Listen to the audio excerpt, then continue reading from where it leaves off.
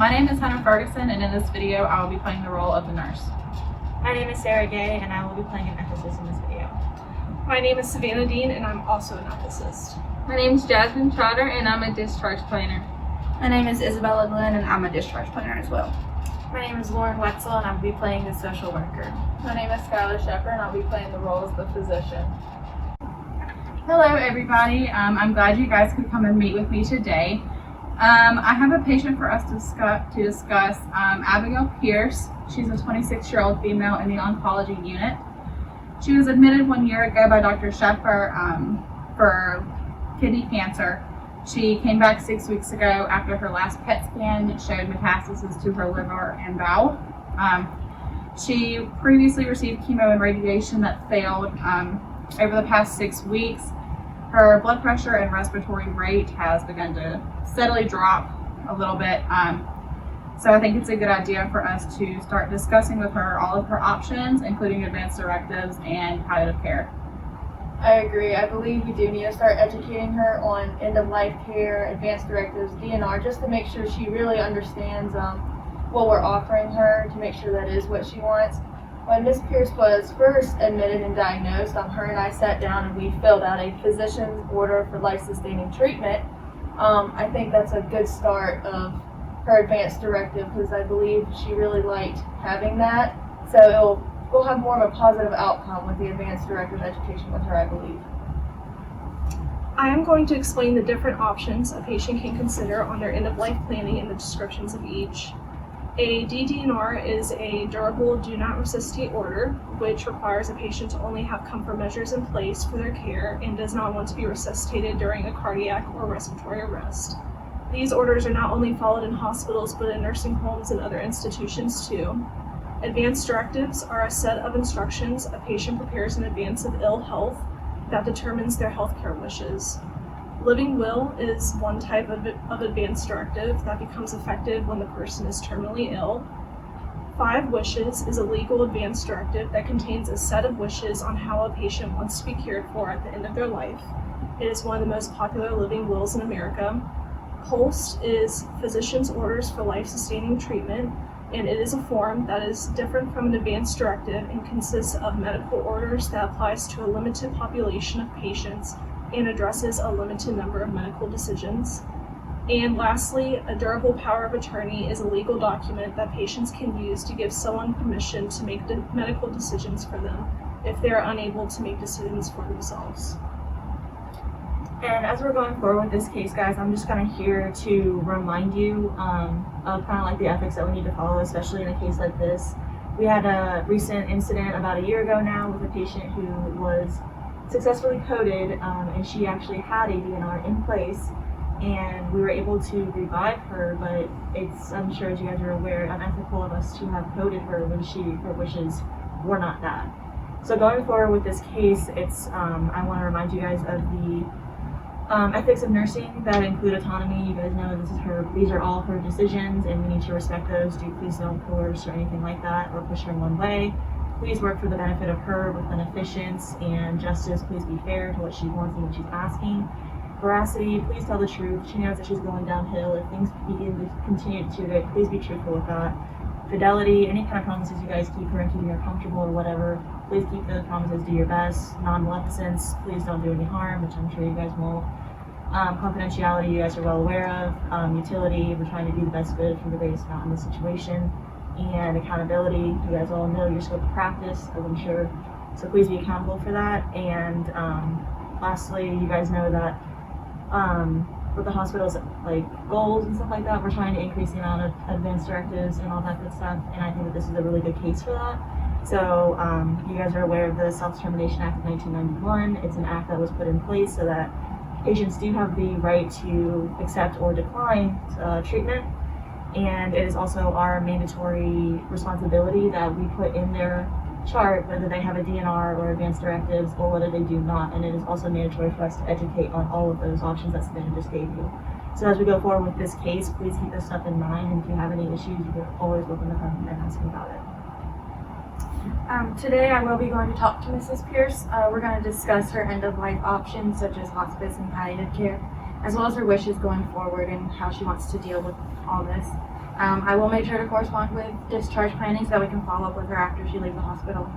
Great. We will be sure to collaborate with you guys also and help arrange practicalities such as hospital beds, medical equipment, transportation, and medications with her as well. And we'll be sure to answer any questions she might have. Hi, Miss Brown. How are you? Great. Did you finalize your decisions about your DNR and directives with Dr. Sheffer? We did talk about it. Miss Brown? Code blue. Wait, isn't she DNR? I don't know. Dr. Sheffer just left, but I haven't talked to her. Oh no! Come in. Hello, Miss Pierce. My name is Lauren. I'm the social worker who's been assigned to your case. How are you feeling today? I'm feeling kind of overwhelmed. I've been getting a lot of information since my diagnosis, and it's kind of hard to keep it all straight in my head. It's just a really confusing time right now. I can understand how confusing and overwhelming this is for you. I'm here to help you through this, though, and to hopefully make everything a little bit less complicated. For now, we are going to discuss your options going forward and how we can best honor your wishes regarding your care. That sounds good. I just really want to make sure that everything is in order for my family so they don't have that much to deal with once I'm gone. Absolutely. I understand that the ethicists have already come and talked with you about some of your options. How do you feel that conversation went? I thought that it went really well. It really helped me to understand the options that I have, and it was also really good to have somebody to discuss my feelings with and can help me sort them out. That's awesome. I would like to dive deeper into these options with you if that's okay. Yeah, that's fine. Okay, so I know this can be a difficult topic, and I do not want to pressure you into making any decisions that you're not comfortable with making at this time. So we're just going to discuss the options that you do have. I will also be giving you some informational pamphlets as well as website addresses that you can refer to later with your family when you're making your final decision. That'll be very helpful, thank you. Okay, so first I would like to discuss hospice and what services it can provide for you. I've always heard that hospice is where people go to die. Is that true? Not exactly. Hospice's focus is on caring for the patient to alleviate symptoms to ensure that the patient is comfortable during this phase of their life. Hospice can provide care in hospice centers, hospitals, nursing homes, and other long-term facilities. It can also be arranged for hospice to provide care in your own home if that is what you prefer. Hospice is also covered by Medicare, Medicaid, most private insurance plans, and other managed care organizations, so there should be minimal to no cost out of pocket for you and your family. That doesn't sound too bad, I guess. What other options would I have, though, for the end-of-life care? Another option that we can discuss is palliative care. Palliative care is focused on improving quality of life for patients and their families during the end stages of life. Palliative care provides many services. Some of these include providing relief from pain and other symptoms of life-limiting illnesses, offering a support system for both the patient and the patient's family, and affirming life by regarding dying as a normal process. Palliative care may segue in hospice care with an illness when it progresses, but it is a great midway step. Oh, that's a lot to think about. I know that I have given you a lot of information. Do you have any questions for me so far? I don't think so. I'm just trying to take everything in right now. I completely understand how overwhelmed you must be feeling right now. Please feel free to ask me any questions you have. Thank you for your help, though. It made me feel better about everything. I heard that your doctor and your nurse will be coming in to talk to you momentarily about signing your advance directive. So why don't we talk about your end-of-life care wishes now so you are prepared to answer those questions.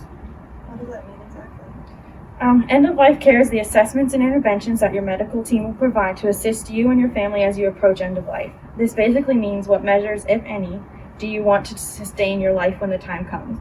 We will also need to discuss if you would like a healthcare proxy or power of attorney who will make decisions for you if you are unable to make them for yourself for some reason. Well, I definitely don't want to be hooked up to any machines, I don't think. I guess I would need to talk to my spouse about that as well. They will be mostly the ones that are taking care of me, I assume, so they should probably be involved in helping me make these decisions. Of course. We want to make sure we are honoring all of your wishes and that you are completely comfortable with the decisions being made regarding your care. I'll make sure to talk to my spouse before the doctor and nurse come in so that I'm prepared to answer the questions when I sign the directive. I think it is a great idea to make these decisions and to sign the advance directive now so that you don't have to worry about them later on. I also want to provide you with local resources and support groups that you and your family can utilize if you would like. You do not have to go to any of the support group meetings, but sometimes it can be helpful to talk to others who may be experiencing the same things you are. I will go compile a list of these and can give them to you when I come back later on to check to see how you're doing. Do you have any other questions for me before I go? I don't think so, but thank you for the information. It's given me a lot to think about. You're welcome. Please let me know if you have any questions and I will get an answer for you as soon as possible. I'll see you later this evening. We can discuss how you are feeling about your meeting with the doctor and nurse and about signing the advance directive. Thank you. Come in. Miss Pierce, how are you today? I'm okay. I know you're in a really tough situation right now, aren't you? Well, that's why I'm here. I would like to talk to you about advance directives and a durable power of attorney. Do you understand what those two things are? Well, an advance directive is a legal document which specifies what actions should be taken for your health if you're no longer able to make those decisions due to an illness or you're incapable to no longer. A durable power of attorney is an authorization in which you appoint someone to act on your behalf of your healthcare decisions when you're no longer able to yourself. What happens if I don't make an advance directive? You will receive medical care regardless of whether or not you have an advance directive. If the medical center is unable to locate a family member on your behalf, they may ask the courts to appoint a guardian to make the decision for you. So is this like the physician's order for life-sustaining treatment document that I already have when I got diagnosed? It is similar. An advance directive is direction from you as the patient, not a medical order from me like the POLIS form is. The POLIS form you currently have consists of a set of medical orders that applies to you and addresses a limited number of critical medical decisions directed towards your condition. How do I set up an advance directive?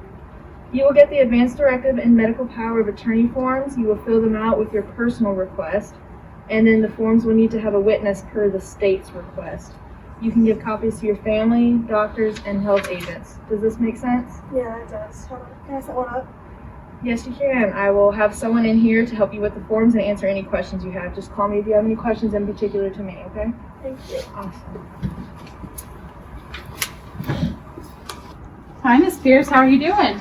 I'm okay. How are you? I'm good. Dr. Shepard told me that you've decided to sign a DNR and to be transferred to palliative care. Yeah. Okay. I'm just here to go over that paperwork with you. Do you have any questions right now? Where do I fill it out, I guess?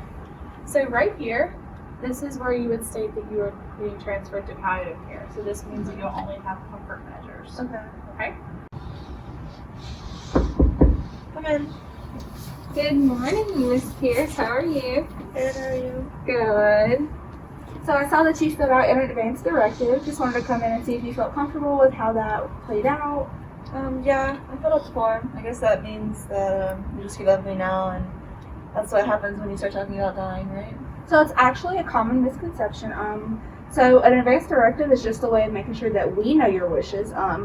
You will receive all care unless, except for that you've said you don't want. And as long as you are of sound mind, you can always change your advance directive. If you wanted to go into hospice care later on down the road, you could always do that as well. Have you spoken to your family about your advance directive? Yeah, I told them why I have them. Well, I have one, and I'll tell them why it's important too. Why they should get one. Perfect. That's a good way of spreading the word. The more people who have advance directive allows, healthcare workers to provide the best care for them. Yep. Have you ever thought, if you ever think about doing, changing your advance directive to like hospice care or anything, we can also help with that as long as you're a social worker, because I'm sure she's been talking to you about that. We can help you transition from hospital care into like your community setting, whichever you choose that to be.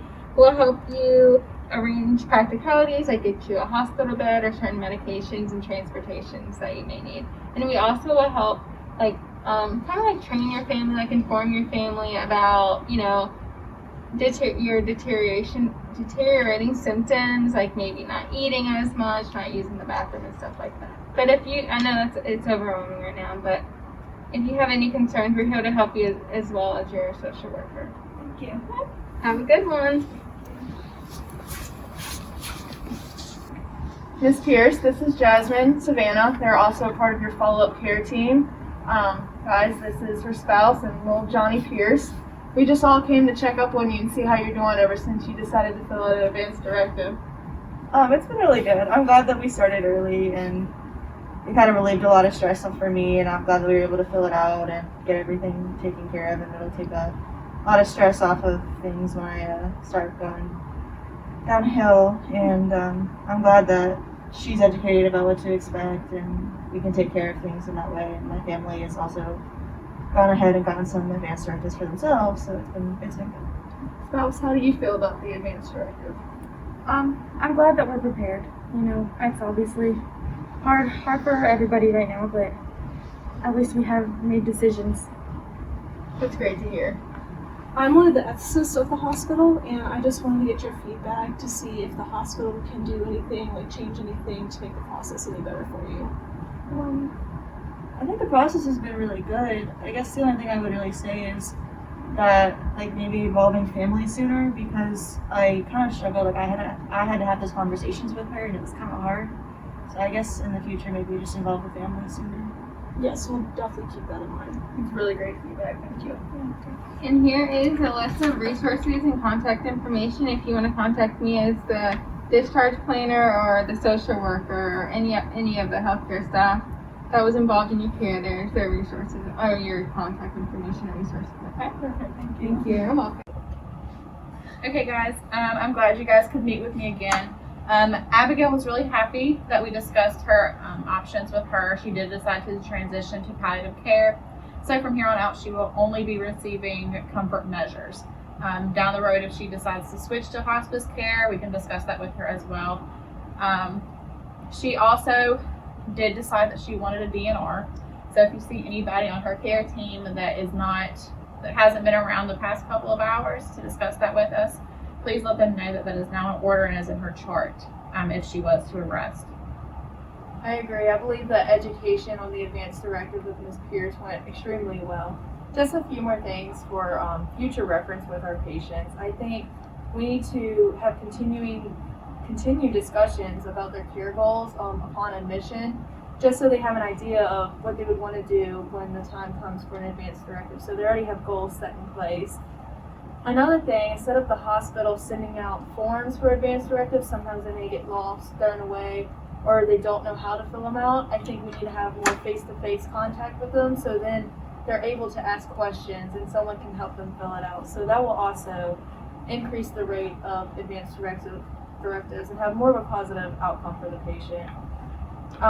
For Ms. Pierce, we had a POLIS form for her, which she seemed to like, and it seemed to help her knowing what she wanted to fill out on her advanced directive. So I think we should continue that with our patients. The last thing is, I think we need to have more family involvement. I'm sure the family is stressed as well, and they might need a peace of mind in knowing what's going on with her. I agree. I talked to Ms. Pierce and she said she's given her family members a copy of her advanced directive, which, you know, is helpful with that peace of mind that Skylar said for the family.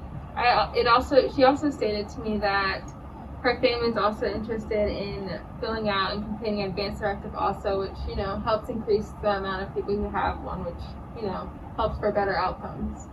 Yeah, I definitely agree. I also talked to Ms. Pierce about, you know, if she does decide to do hospice later on, closer to the end of her life. And I told her that, you know, she could contact us and we'd be, you know, able to help her get anything and complete that process. So I think everything went really well with her. I will also be following up with Mrs. Pierce regularly to make sure she is doing okay and that she's still happy with her decisions.